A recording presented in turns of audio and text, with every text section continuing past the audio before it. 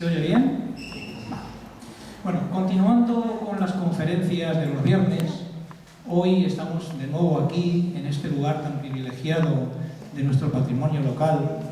Nos hemos trasladado a estas estancias para recibir a un personaje que a su vez es un privilegio tenerlo entre nosotros, tanto por su sabiduría y el tema a tratar en el día de hoy, como por su prestancia y recepción a nuestra llamada para que este acto se pudiera realizar. Como todos ustedes saben, hoy estamos aquí para asistir a la conferencia Descubrir y disfrutar de los cielos retratados a través de su ponente, el científico, meteorólogo y divulgador don José Miguel Viñes. En su exposición, a modo de sinopsis, nos va a indicar sobre la misma que la pintura universal nos brinda la oportunidad de disfrutar de infinidad de bellos paisajes, en los que no faltan los elementos meteorológicos como las nubes y detalles que aportan información sobre el tiempo y el clima de otras épocas.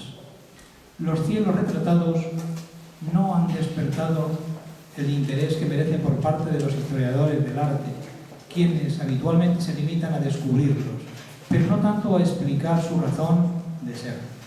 Merece la pena poner el foco de atención en ellos y descubrir todo lo que nos cuentan, aparte de deleitarnos con su gran belleza. Para conocer mejor al personaje, indicar que José Miguel Viñes es físico, especialidad en física del aire, trabaja como meteorólogo en Meteorred y es consultor de la Organización Meteorológica Mundial, habiendo llevado a cabo consultorías en México en los proyectos MOMET y Premia. Ha sido también, entre 2000 y 2010, profesor de meteorología aeronáutica y en 2018 participó en la 31 campaña antártica española y actualmente es uno de los integrantes del proyecto científico Rebeca, que se lleva a cabo en parques nacionales. Tiene un amplio bagaje como divulgador de las ciencias atmosféricas, tanto en medios de comunicación como a través de sus numerosas publicaciones, conferencias y su página web. Colaborador desde 2004 en Radio Nacional junto a Pepa Fernández, en No es un día cualquiera, y de Pe a Pa actualmente. Es también el hombre del tiempo en Agropopular, el veterano programa de información agraria de la COPE, dirigido por César Lumbreras. En televisión colabora en La aventura del saber y Órbita laica, ambos de la televisión española 2, donde aborda cuestiones relativas al tiempo y al clima. Es autor de 11 libros sobre esas temáticas. Ponía aquí entre los que destacan, pero no me lo paso porque son muchos libros y entonces, bueno, pues como hoy en día a través de internet lo podemos ver absolutamente todo, ya está. Entonces lo interesante, bueno, siempre he tenido como que es uno de los socios fundadores de ACOMET, Asociación Comunicadores de Meteorología, y actual vicesecretario de la AME, Asociación Meteorológica Española. Como lo interesante es que él nos diga alguna que otra cosita, que van a ser muchas. Sin más, os dejo con nuestro conferenciante de hoy, don José Miguel Viñes, y le pido un aplauso para él.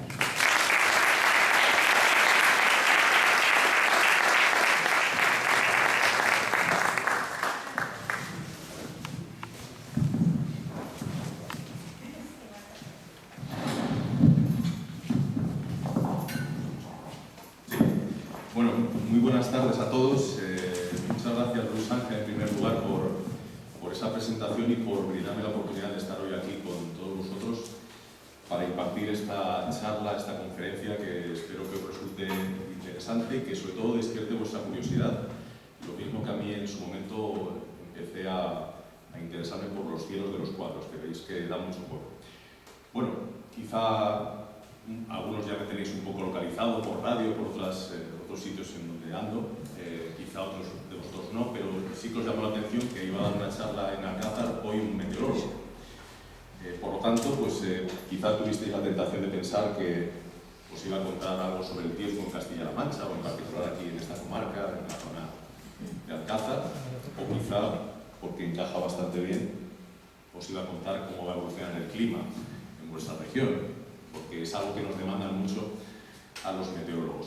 Sin embargo, como digo, pues no, la charla está muy centrada en el tiempo y el clima en la pintura. ¿Y por qué? Todos conocéis este cuadro. Cuando vais al Prado, que seguramente todos habéis estado, pero bueno, es uno de los que habitualmente pues, está ahí siempre con mucha gente alrededor. Le pasa lo mismo a las Meninas y a otros muchos cuadros que hay en el Prado, ¿no? Como museo emblemático. Es un cuadro que más o menos todos conocemos la historia que hay detrás de esa escena, la rendición de Breda, la entrega de las llaves, los personajes históricos que aparecen ahí. Cuando uno, por ejemplo, se pone una audioguía en el museo o consulta la información que hay en la página web referida al cuadro de las lanzas de Velázquez, pues no encuentra ninguna referencia a los cielos de las lanzas. Se cuentan muchas cosas de la historia, como una obra de teatro de Lope de Vega pues le dio las pistas a Velázquez de ese hecho histórico que retrata en este cuadro. Pero los cielos, que en el caso de Velázquez son bastante llamativos, no son unos cielos al uso, como otros muchos que aparecen en la pintura, pues sobre eso apenas se escribe en ese texto de la página web o en las audioguías, ¿no? Y esto nos lleva a reflexionar sobre lo siguiente, y es que los cielos retratados en realidad, ya lo ha comentado Luis Ángel en la introducción, son los cielos los grandes olvidados en la historia del arte, es decir, están ahí, hay cuadros que sin esos cielos serían muy distintos, no captarían nuestra atención y sin embargo, pues como digo, muy pocos historiadores han rascado y es un poco lo que me motivó a mí a introducirme en este mundo, en este campo de estudio. Yo vivo en Madrid y tengo la ventaja de que allí pues, están estos dos grandes museos en los que hay muchísima pintura de todas las épocas, de todos los estilos y eso pues, a mí me ha permitido conocer una muestra bastante amplia de esos cielos retratados. Por ejemplo, cuando empecé a mirar los cielos de los cuadros de esa manera, en el Prado, pues una de las tablas que desde el primer momento me llamó mucho la atención es esta de Van der Weyden, donde podéis comprobar que los personajes tienen un aspecto estilizado correspondiente a un gótico tardío, es decir, se ven esos rasgos góticos alargados, y sin embargo, fijaros que las nubes tienen un realismo casi fotográfico. Este cuadro está pintado a mediados del siglo XV, es decir, que ya entonces los artistas se esmeraban mucho por intentar reproducir de una manera bastante fidedigna el aspecto de un elemento tan complicado de pintar como es una nube, que como bien sabéis, pues la ves, pero a los 5 minutos ya tiene una forma distinta. Eso es un reto para un pintor, ¿no? También cuando empecé a mirar los cielos en el Thyssen, pues me llamó muchísimo la atención un cuadro que lamentablemente ya no está allí, porque hace unos años se vendió a un coleccionista particular, que es la esclusa de Constable. Fijaros dos tipos de nubes muy distintas. Constable fue un pintor inglés que se obsesionó por entender la propia dinámica de las nubes.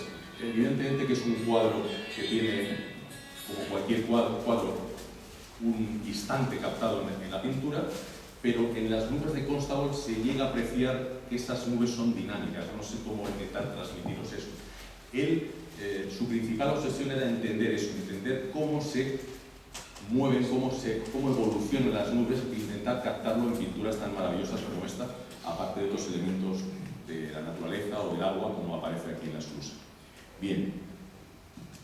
Claro, si no estáis muy familiarizados con la meteorología, pues cuando veis un cielo o un cielo pintado en un cuadro, pues seguramente que tenéis dudas, ¿no? Bueno, ¿estas nubes qué son? ¿Son cúmulos? ¿Son estratocúmulos? ¿Son estratos? Esos nombres con los que identificamos las nubes los meteorólogos, ¿no? Por lo tanto, es necesario saber un poco la historia de esa clasificación de las nubes para cuando vayamos a un museo, pues más o menos ya identificar una nube cuando la veamos, ¿no? En esta historia hay un personaje clave que veis aquí, que es un farmacéutico inglés llamado Luke Howard. Ahí a caballo entre los siglos XVIII y XIX, pues Luke Howard dio una conferencia en Londres en diciembre de 1802 y en esa conferencia dio las claves en las que se basa la clasificación actual de las nubes. Él entendió, porque hasta ese momento nadie lo había hecho, que las nubes son procesos físicos que ocurren en la atmósfera, no son objetos. De ahí la dificultad de clasificarlas. Ya había una clasificación satisfactoria en la de Linneo de las especies vegetales, de los animales, esos nombres en latín. Howard eso lo lleva a su terreno, al terreno de las nubes, y entiende que como procesos, pues también presentan una serie de características y se pueden clasificar, a pesar de la dificultad que conlleva eso. Ese es el principal mérito de Howard, como digo, el dejar de pensar o de ver una nube como un objeto que está en el cielo y verlo como un proceso físico, que es en realidad lo que es una nube. Es un proceso que ocurre cuando hay un cambio de estado en el agua y de estar el vapor de agua pasa a formar gotitas o cristales de hielo y se forma la nube que en un momento dado ves con las características que tenga. Él, como digo, tomó como copia, por así decirlo, la clasificación de Linneo, la taxonómica, es decir, esa estructura en nombres de latín, con nombres, apellidos, pues con las nubes hizo algo muy parecido, ¿no? Al final, ¿qué tenemos? Tenemos 10 géneros nubosos, identificado cada uno de ellos con un nombre en latín en su nomenclatura oficial actual, es decir, eso no ha variado. Os sonarán prácticamente todos, y hay que pensar que este es el armazón de la clasificación internacional de las nubes. A partir de ahí puede haber variedades, puede haber especies distintas, se ramifica todo, pero esa es la base. Nubes altas, nubes medias, nubes bajas y 10 géneros nubosos, no hay más. De manera que en cuanto estos géneros los tengamos bien, digamos que ya fichados, nos va a resultar más sencillo saber cuando vemos un cuadro si aquí el pintor ha pintado un estrato, ha pintado un cúmulo, un alto cúmulo. Visto un poco así, para la persona que no esté muy acostumbrada, pues puede parecer un mundo, porque lo es, pero os aseguro que no es muy difícil. Simplemente pensar que las nubes que dominan en el horizontal siempre llevan el término estrato. ¿Un estrato qué es? Algo horizontal, ¿no? Un estrato geológico. Pues una nube que abarca una capa amplia en el cielo es un estrato, o altoestrato, o nimboestrato. Y una nube que crece en la vertical es una nube de tipo cúmulo. Cumulus en latín es montón, una nube que forma una especie de montón que crece hacia arriba. Cualquier nube que lleve el cúmulus, altocúmulo, estratocúmulo, es una nube que tiene esa componente. Eso es lo más básico a nivel de nubes, y eso nos puede servir para interpretar, por ejemplo, muchos cuadros. Por ejemplo, Constable hizo varios estudios de nubes, precisamente por eso que os he contado antes, porque quería entenderlas. Y en este estudio, de las nubes de tipo cirrus, veis que aparecen esos filamentos al margen de esas nubes más redondeadas. Esos filamentos nubosos son cirros, son nubes formadas por cristales de hielo. Constable los capta en este estudio de nubes perfectamente, lo veis ahí, ¿no? Estos estudios los hacía en una hora. Esto está hecho sobre una cartulina, no penséis aquí en un cuadro súper elaborado. Él pintaba en natural, él iba allí a la campiña donde él vivía y entonces intentaba en media hora o una hora captar lo que veía antes de que esto cambiara mucho. Y entonces hacía un estudio de estos. Hizo bastantes. Cuadro totalmente diferente, de un pintor alemán, Emil Nolde. Cuadro pintado en la zona de los mares del sur, la Polinesia francesa. Realmente la Polinesia alemana, porque Alemania tenía ahí unas posesiones y este pintor alemán viajó a esa zona.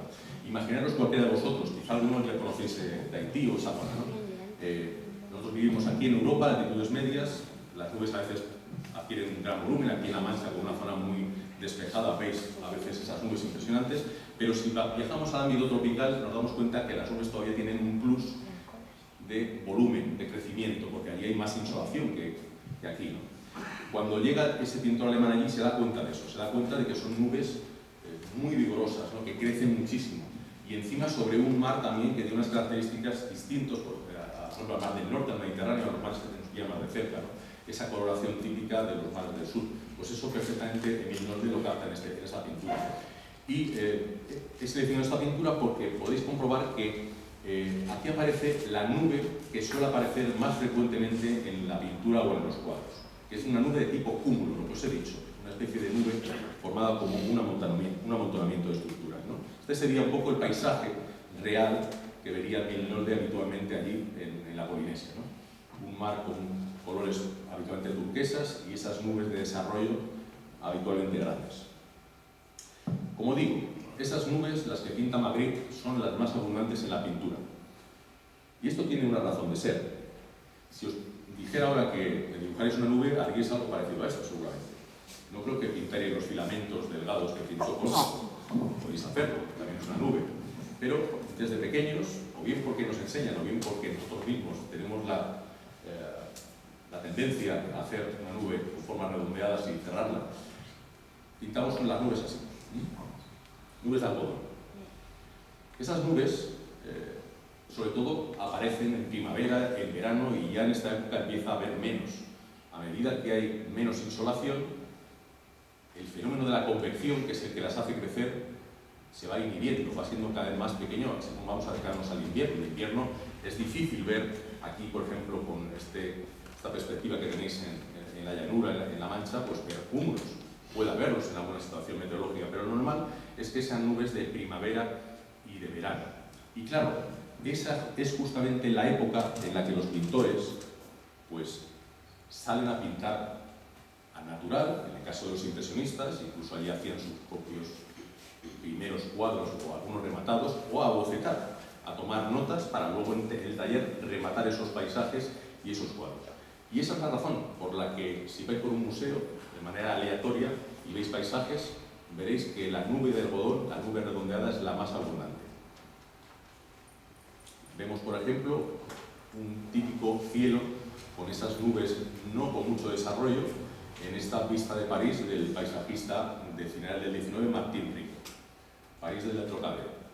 Y en este caso son nubes que tienen poco desarrollo vertical, que en esa terminología de la nomenclatura nubosa se llaman cumulus humilis, es decir, crecimiento pequeño, nubes humildes, no son nubes que presentan grandes volúmenes, pero las nubes pueden crecer más, las nubes de tipo cúmulo. Podemos pasar ya a tener una nube con este aspecto, como las que plasma este pintor impresionista Baudin en esta marina, en esta escena de playa.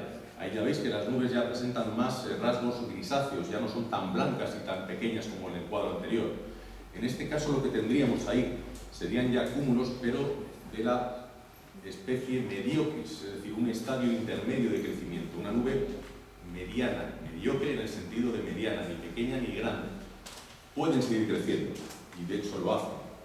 Ya tenemos nubes pues, que ya nos empiezan a aparecer nubes de tormenta. Esto ya es un gran cúmulo, como los que pintó muchas veces Ruiz Dael, el paisajista holandés. En este caso, lo que tenemos es un cúmulo congestus, congestionado, una nube que ya está a punto de formar una nube tormentosa, una nube que presenta una característica forma de coliflor en su parte alta, impulsada por esa convección que os he dicho, esas corrientes de aire caliente que van hacia arriba, que terminan formando esa estructura enorme que puede tener miles de metros de altura.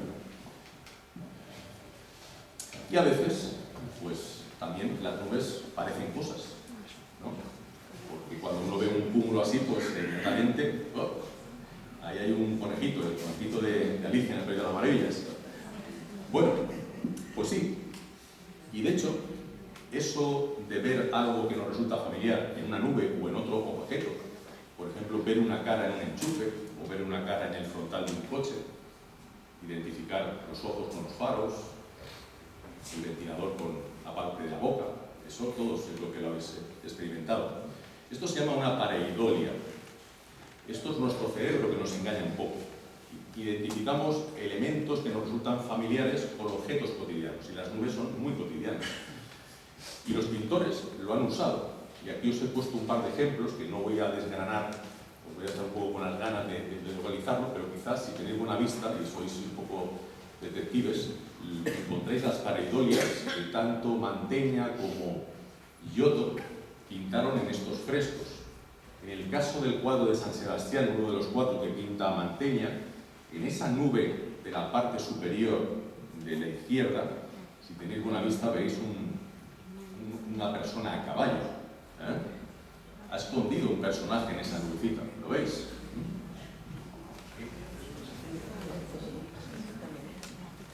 Y en la otra es mucho más complicado de encontrarlo, pero hay alguien que no ve el caballo. En la otra nube, que está ahí en torno a Los Ángeles, o mejor dicho, Los Ángeles y los santos están alrededor de esa nube blanca, pues hay también, y esto es una historia muy curiosa, daría para enrollarme mucho aquí, esto está en un fresco ahí en San Francisco de Asís, en Italia, hubo un terremoto, se destruyó parte de las paredes y de las cúpulas, tuvieron que hacer una grandísima restauración, y en esta restauración se limpiaron del polvo y de los daños frescos del Giotto que hay ahí, y en ese Giotto, la restauradora, en esa nube, encontró un perfil de una cara. Y eso, bueno, pues lo dejo ahí un poco para que lo investiguéis. Bueno, es muy habitual ver caras también, ¿no? No sé si aquí identificáis a un personaje bastante conocido. ¿Dalí? Bien, bien. Veo que funciona la pareidolia en vuestras cabezas. Muy bien. Bueno, pues no he puesto a Dalí por casualidad, porque Dalí es un pintor, y estamos hablando de pintura y de cielos. Dalí tiene, digamos que, dos grandes etapas. Una primera en la que entendemos más o menos lo que pinta, retratos. Su hermana haciendo bolillos, su amigo Luis Buñuel, ¿no? Retratos, y aquí no veis paranoias que tenía en su cabeza y que luego, más adelante, las plasma en su pintura. Pero ahí veis nubes. Pero aquí no veis las nubes de algodón, como las que antes hemos hablado. Ahí veis nubes aplastadas. Es decir, que hay una particularidad en las nubes que en esa primera etapa, sobre todo, pinta Dalí. Luego pinta también nubes tormentosas y tal. Bueno, sabéis lo de Dalí, ¿no? En Ampurdán, ¿no? En el nordeste de Cataluña. Quedaos con ese dato. Hay pintores italianos que también pintan nubes que presentan ese rasgo, una nube alargada, aplastada, ligeras formas redondeadas, pero sobre todo nubes que parecen platillos volantes. Bueno, estas nubes, que se ven también en estos frescos de Mantegna, de Piero, de la Francesca, siglo XV, son nubes que se conocen muy bien en meteorología. Son nubes que se llaman altocúmulos, alto cúmulo, cúmulo, nube, de forma globular, alto, nube media, lenticular, una lente, una lenteja.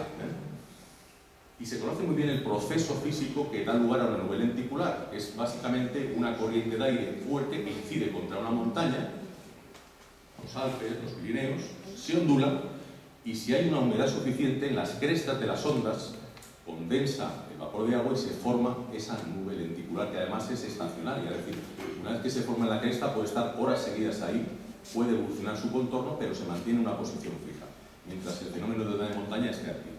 ¿Bien? Y por supuesto que si se solapan varias de ellas, pues no es raro que alguien diga que ha visto un ovni, como la fotografía que veis abajo. De hecho, en el cuadro anterior, en el de Bautismo de Cristo, pues no han faltado quienes han dicho que ya había ovnis en el 480 en Italia, ¿no? Pero bueno, a lo que voy. Fijaros, esos dos pintores, Mantegna y Piero de la Francesca, vivieron toda su vida en esa zona, cerca de los Alpes, una gran cordillera. Los Alpes a veces están sometidos a los vientos del norte, el viento cruza la cordillera, el viento se ondula, forma ondas de montaña a sotavento, por tanto pierde nubes lenticulares. Y Dalí, os he dicho que sabíais dónde vivía, en el Ampurdán, donde está a los pies del Pirineo. Es decir, que una primera enseñanza de esto que os estoy contando: cuando veis una nube en un cuadro, no penséis que simplemente es un acto de creatividad del pintor. El pintor, digamos que en mayor o menor medida lo ha vivido. Su vivencia, en este caso meteorológica o atmosférica, no puede escapar de ella. La termina plasmando en su obra, incluso en un pintor como Dalí, que, como digo, evolucionó hacia el surrealismo. Pero incluso en cuadros surrealistas se pueden apreciar detalles meteorológicos que nos permiten deducir por dónde se movió el artista. Esto es interesante. Otro cuadro emblemático.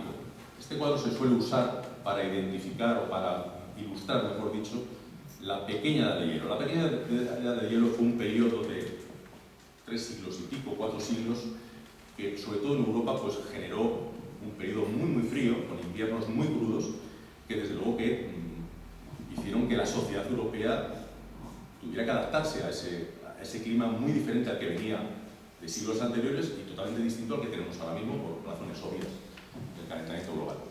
Bueno, esta tabla está pintada en el año 1565 por Peter Bruegel el Viejo, el patriarca de los Bruegel, que luego fueron pintores, su hermano, tío, hijos.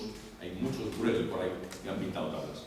Bien, pinta una escena que quiere representar en realidad una escena muy conocida de la llegada del invierno, que es la matanza. El motivo principal del cuadro de Peter Bruegel son esos personajes de ahí que están quemando un cerro, lo que se hace para la matanza.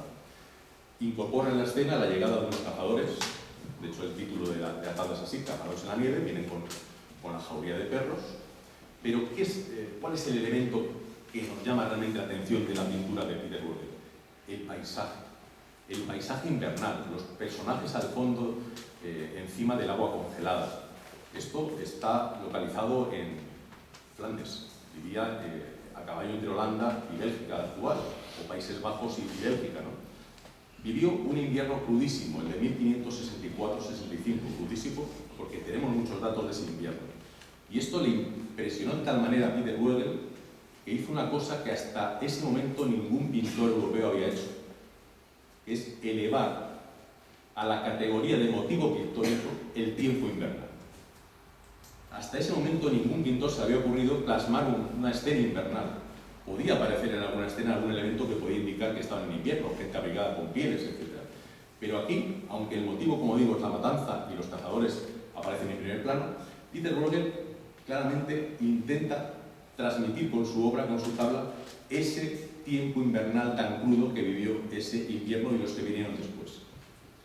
Peter Bruegel, con esta tabla y otras que hizo en ese momento, se convirtió en lo que hoy diríamos un influencer, es decir, como el clima se comportaba de esa manera en Europa, incluso las décadas y siglos posteriores, hubo muchos pintores que siguieron la estela de Peter Bruegel y pintaron también el motivo invernal, los pintores holandeses, por ejemplo. Es decir, que hasta que no llegó Peter Bruegel, pues como digo, ese motivo pues, no era ni mucho menos considerado un motivo como puede ser luego la llegada del paisaje, incidir en el paisaje como elemento principal de una obra. Es más, en otra de las tablas que hace Peter Bruegel, las pinta en torno al motivo de la Natividad, que como bien sabéis se celebra en Navidad, claro, de ahí la palabra. Es la primera tabla en la que no solamente pinta un paisaje invernal, sino que pinta la acción de nevar. Veis que están pintados los copos de nieve. Hasta ese momento, ningún pintor en la pintura europea, sí en la pintura oriental, hace eso. ¿Y a dónde quiero llegar? Con esta tabla, o el censo de Belén, o la masacre de los inocentes, que son motivos centrados en la natividad, pero donde el paisaje es claramente invernal, Peter Bruegel consigue algo que sigue estando en nuestras cabezas hoy en día. Cuando pensamos en la Navidad, ¿qué tipo de tiempo identificamos en torno al portal de Belén, la llegada de los Reyes Magos? Tiempo invernal. En los belenes, ¿qué ponemos? Ponemos nieve.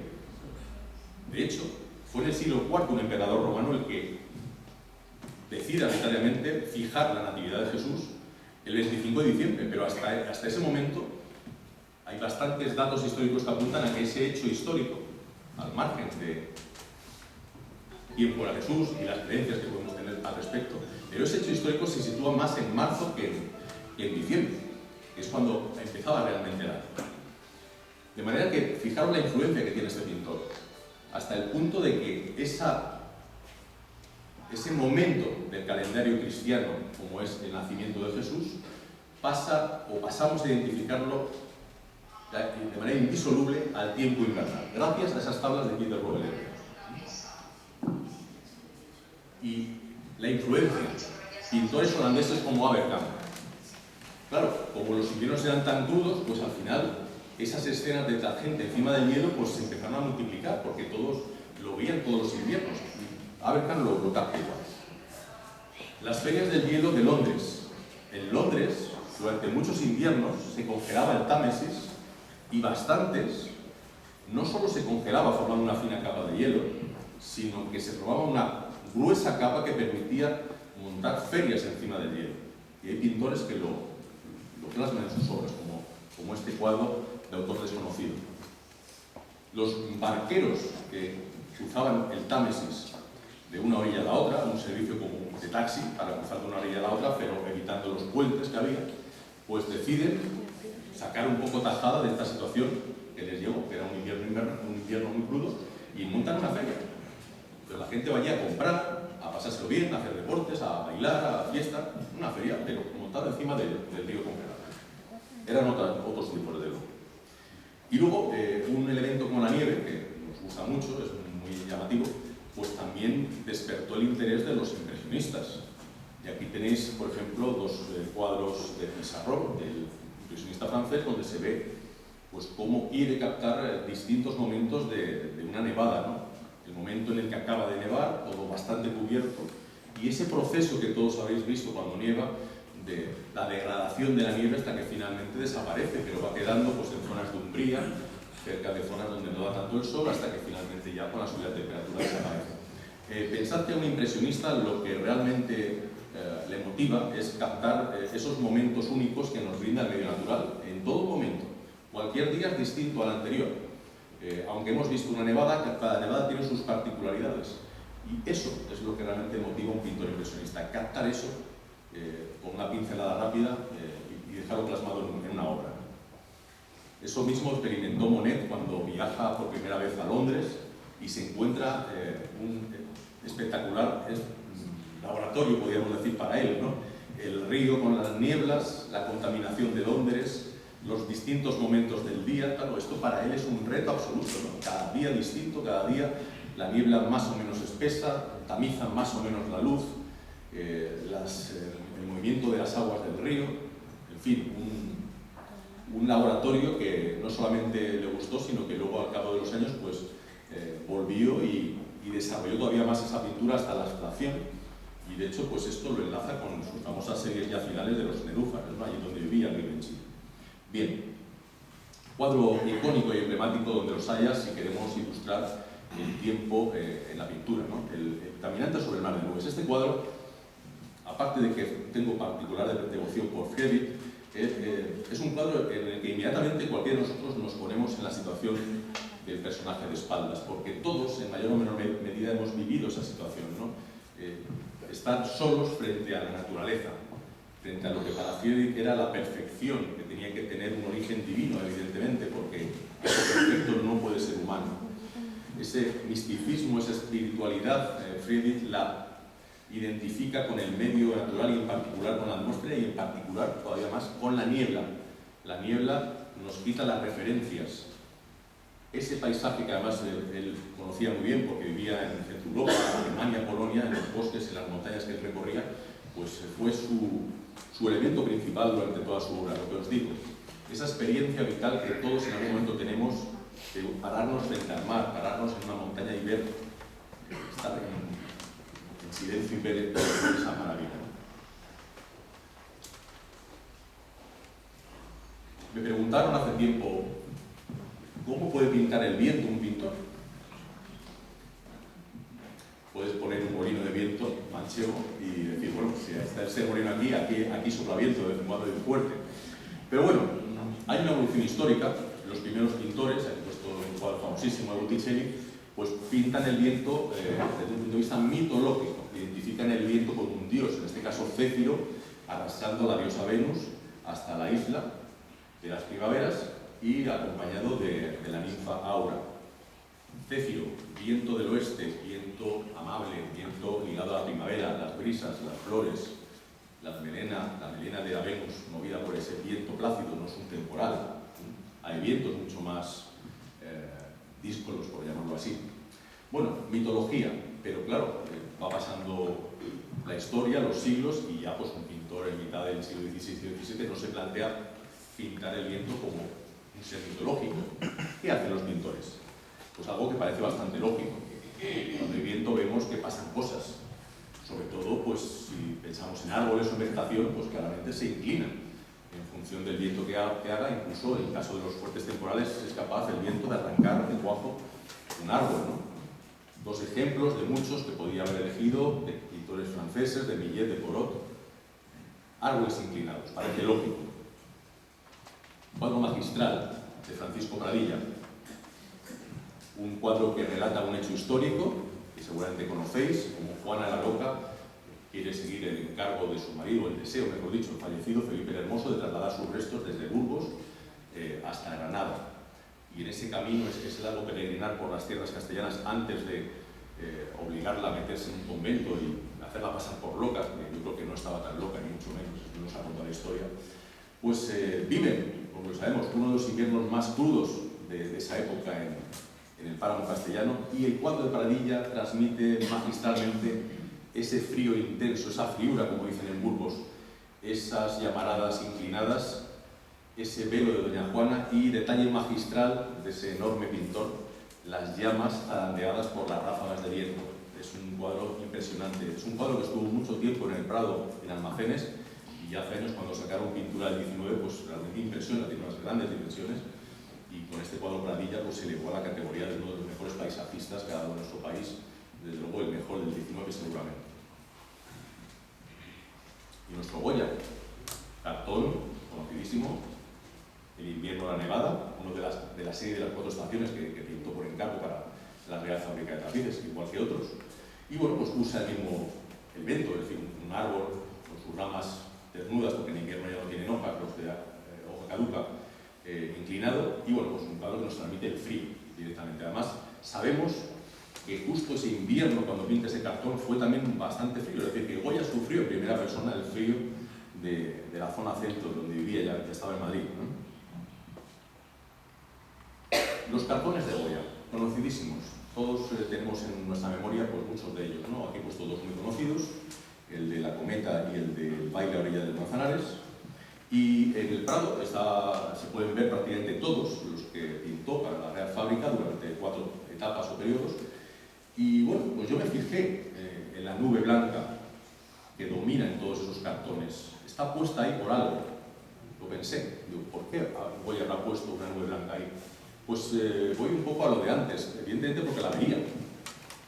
¿Cuál era el modus operandi de Goya? Aquí la veis también en el verano. De hecho, esa nube blanca es un cumulonismo, una nube de tormenta, visto de lejos. Él solía pintar estas escenas en Madrid. Y él utiliza eso además como un recurso ingenioso a un problema técnico que daban los cartones, porque Goya era un muy buen pintor. Y en la fábrica los tejedores se quejaban de que era tan bueno, metía tanto detalle en la pincelada, que eso les complicaba mucho el trabajo a los tejedores que tienen que pasar de un cartón a un tapiz hecho con hilo. De manera que más de una vez le decían, pues oye, esto no lo compliques tanto. Pero Goya quería ascender, quería convertirse en lo que finalmente fue, que era el pintor de cámara, el pintor del rey. Le costó bastantes años, pero lo consiguió al final.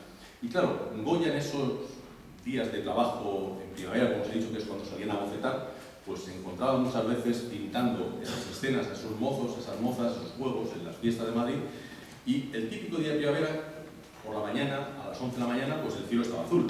Pero ¿qué iba pasando a medida que iba avanzando la mañana y el trabajo ahí pintando? Pues que el cielo se iba cubriendo por la gran nube blanca, el gran cúmulo que culmina en tormenta finalmente en la sierra.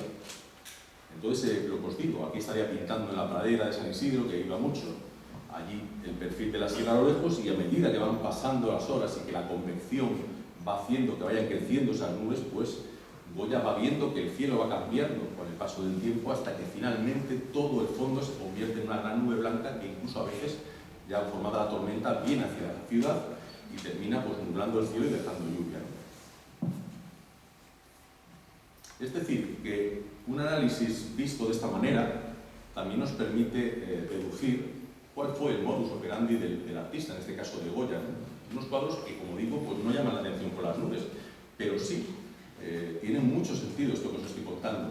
Y de hecho, y no lo he dicho antes de pasar a Velázquez, la solución genial que adopta Goya es que con esa nube blanca simplifica la composición, les facilita el trabajo a los tejedores, hace que el contraste de los personajes de primer plano resalte mucho más que si el fondo fuera con un cielo más complejo como los que pinta Velázquez. Bueno, vamos con Velázquez. Ya os he puesto antes el cuadro de Las Lanzas, famoso, y si algo caracteriza a una serie de pinturas de Velázquez es justamente esos cielos que incluso se llaman cielos velazqueños por su complejidad, porque no aparece un solo tipo de nubes, sino varias, ¿no?, mezcladas. Bien, aquí quizás los 2 principales ejemplos de esos cielos velazqueños, ¿no? Retratos por encargo, el príncipe Baltasar Carlos a caballo, un cuadro que al igual que Las Lanzas le encargaron para el Salón de Reinos del antiguo Palacio del Retiro, donde ahora mismo está el Casón del Buen Retiro, forma parte de ese complejo palaciego, lo mismo que donde estaba el Museo del Ejército, otra ala, ahí mismo estaba el Salón de los Reinos, y allí pues, había que representar escenas de la historia de España, como la rendición de Breda, y también retratos de los reyes. En este caso, pues para encima de una puerta diseña ese retrato del príncipe Baltasar Carlos, que además se habla mucho sobre la forma rara que tiene el caballo, pero es que Velázquez lo pinta para ser observado como si pusiéramos el cuadro a la altura de la primera planta aquí, de manera que visto desde abajo, pues las proporciones son mejores que si vemos el cuadro frontalmente. Pero me centro en los cielos. Bien, esas nubes que aparecen en los cielos velazqueños son sobre todo nubes altas y medias, cirostratos, altostratos, esas nubes que antes os he comentado rápidamente los nombres. Bien, ¿por qué?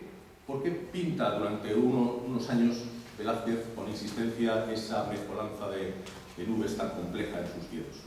Bueno, pues aquí se han especulado varias razones. Una de ellas yo ya la he descartado prácticamente desde el inicio, y la otra es la que en teoría yo defiendo.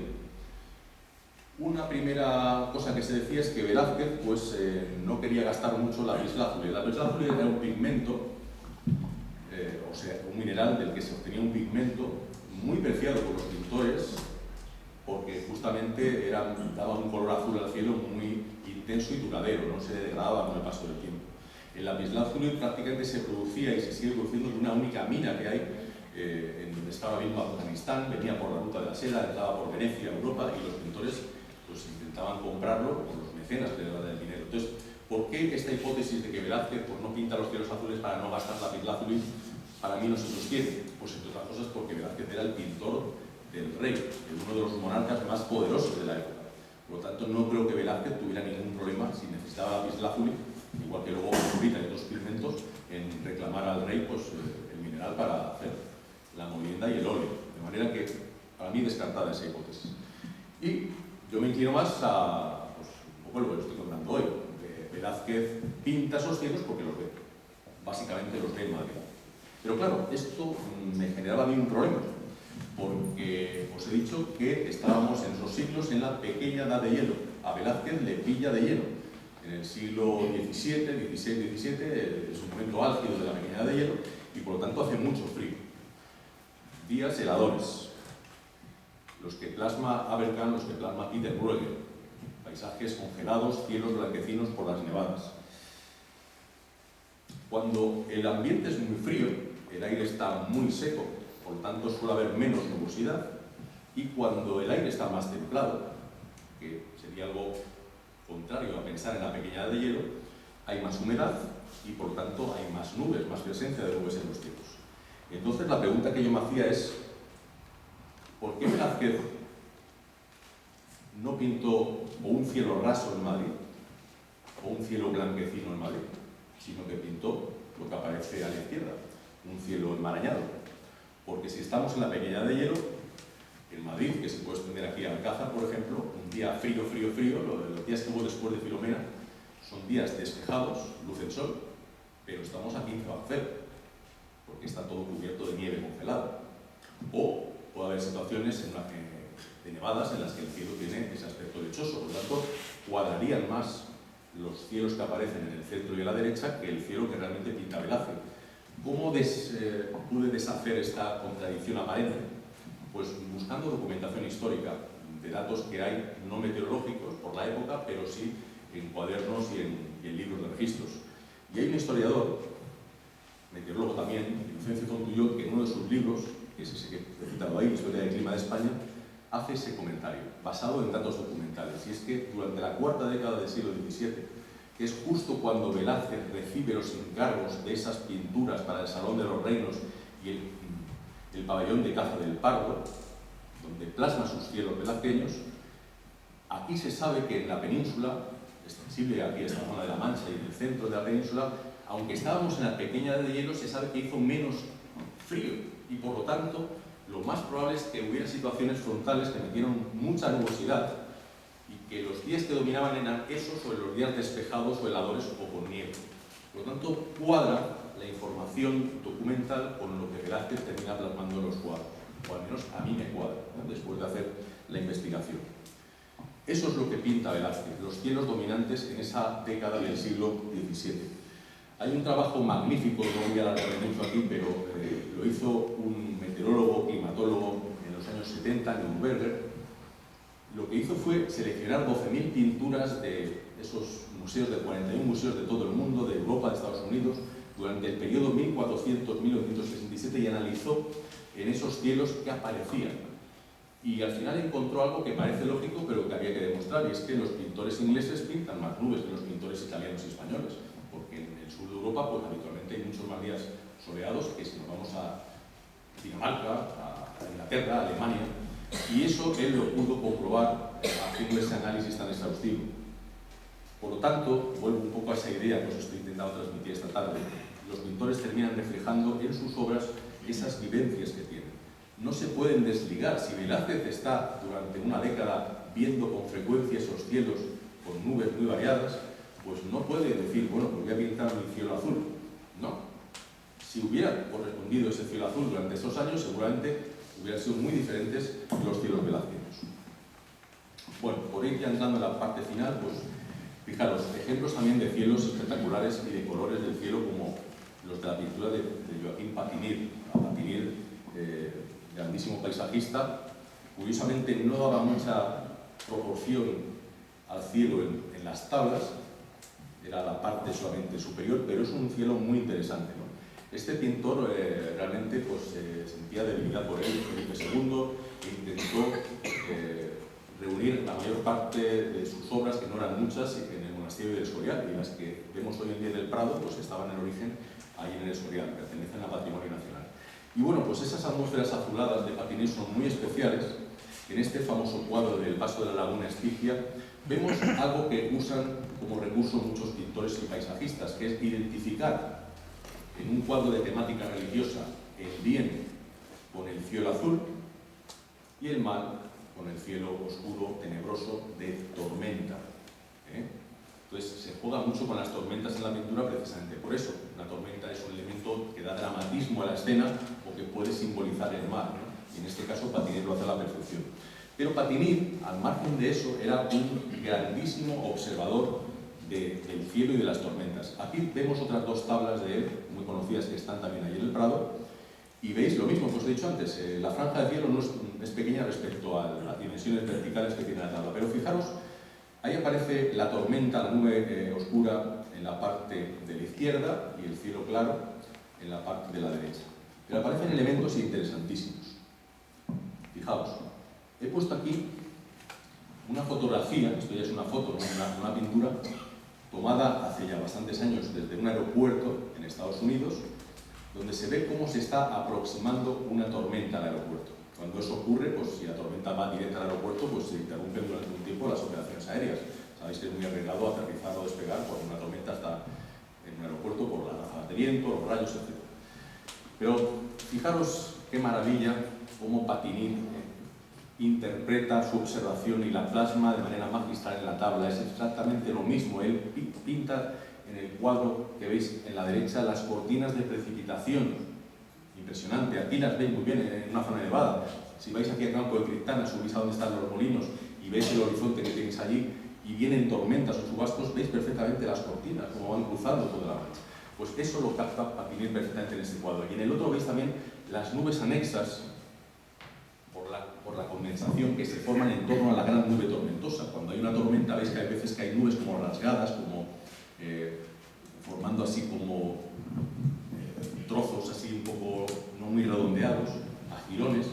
Esas nubes, que además están bien catalogadas en meteorología, las plasma también Patinir en esta tabla. Fijaros que a pesar de que eso representa menos de un tercio de la dimensión, la riqueza de matices que introduce Patinir. No me extraña que Felipe II ante esto se quedara realmente maravillado, ¿no? Otro ejemplo de identificar el mal con la tormenta, el bien con el cielo azul, en este caso una tablita deliciosa que está en el Thyssen, la de Cristo la tempestad en el mar de Galilea, de Jan Bruegel el Viejo, hijo de Peter Bruegel.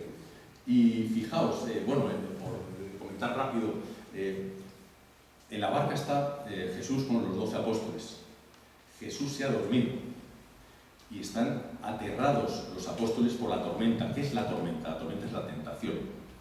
Si no está Jesús a nuestro lado, se ha dormido, el mal nos acecha, la tormenta nos acecha.